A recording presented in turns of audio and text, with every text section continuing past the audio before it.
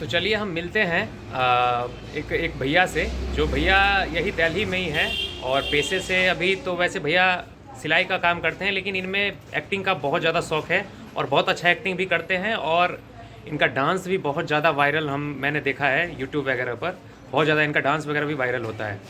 और इनको देखे हैं तो इनसे बातचीत हुआ तो पता चला कि ये भी यूट्यूब कर रहे हैं। तो सबसे पहले भैया हम जानना चाहेंगे कि आपका नाम क्या है? मेरा नाम सुंदर सिंह है जी। आप कहाँ से के रहने वाले हो? मैं उत्तर प्रदेश जिला बुलंदशहर का रहने वाला हूँ। जी जी। तो मेरा नंबर 1 सॉन्ग यूट्यूब चैनल है। हाँ हाँ यूट्यूब पर जी, तो आप देखिए उसको। हाँ, इनका एक चैनल है नंबर 1 सॉन्ग करके यूट्यूब पे, उसको आप लोग सभी लोग थोड़ा सा देख लीजिएगा और अच्छा लगे तो सब्सक्राइब कीजिएगा, शेयर कर दीजिएगा। तो चलिए भैया आते हैं, हम लोग टॉपिक पे आते हैं। तो हमारा आज का जो टॉपिक है वो ये है कि आप यूपी से हैं, आप बता रहे हैं कि बुलंदशहर से हैं जी। लेकिन दिल्ली में कब से रह रहे हैं? दिल्ली में सर मुझे हो गए लगभग 28-29 साल। 28-29 साल से आप दिल्ली में रह रहे हैं। आप पेशे से आप एक दर्जी का काम कर रहे हैं। Yes. बट आप में एक एक्टिंग का एक शौक़ देखते हैं। आपने जैसे मुझे दिखाया अपने बारे में, अपने वीडियो सब आपने दिखाया मुझे, उसमें मैंने देखा कि आपको बहुत ज़्यादा मतलब एक्टिंग का शौक़ है और आपने बहुत अच्छा वीडियो बनाया हुआ है। बहुत सारा ऐसा भी वीडियो है जिस पे आपका 10,000 से ज़्यादा भी व्यूज़ आए हुए हैं। तो आपसे भैया मैं ये पूछना चाहूँगा कि आप मिथिला के बारे में क्या जानते हैं, सो बताइए। तो मिथिला के बारे में ये जानता हूँ कि देखो मिथिला में जो है, हाँ, मिथिला जी जो है, मिथिला जो गांव है वो सीता माता जी का गांव है। अच्छा जी हैं जी, वो बिहार में पड़ता है जी मिथिला जी। जी। सीता माता के बारे में हमें पता है कि सीता माता जी का जन्म वहाँ हुआ।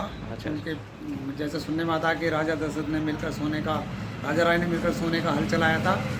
राजा जनक ने, राजा जनक ने, हाँ राजा जनक, तो मिलकर सोने का हल चलाया राजा जनक जी ने। हाँ हाँ तो हल चलते चलते एक मटके से टकरा गया था। हाँ तो उसमें से बहुत सुंदर कन्या निकली हाँ हाँ जिनका नाम उन्होंने राजा जनक जी ने सीता रखा। जी जी। तो और सीता उनका माता के नाम से जानते हैं जिन्हें आज हम। जी जी। और उनका शादी हुआ था श्री रामचंद्र जी के, श्री रामचंद्र जी। और श्री रामचंद्र जी अयोध्या यानी आपके यूपी से आते हैं। हमारे यूपी से हैं, राजा दशरथ के पुत्र हैं वो। श्री राम जी बड़े पुत्र थे हाँ दशरथ जी के, जिनसे सीता माता जी की शादी हुई, हाँ। से उनका विवाह हुआ। आप में ये देख रहे हैं कि आपको जो है रामायण का भी बहुत सारा नॉलेज है, आपने पूरा रामायण पढ़े हुए हैं, आप देखा था आपने रामायण। तो रामायण से आपको ये पता चला मिथिला के बारे में। यस। तो वही मुझे ये बहुत अच्छा लगा कि आप मिथिला के बारे में इतना कुछ जानते हैं और इतना कुछ समझते हैं।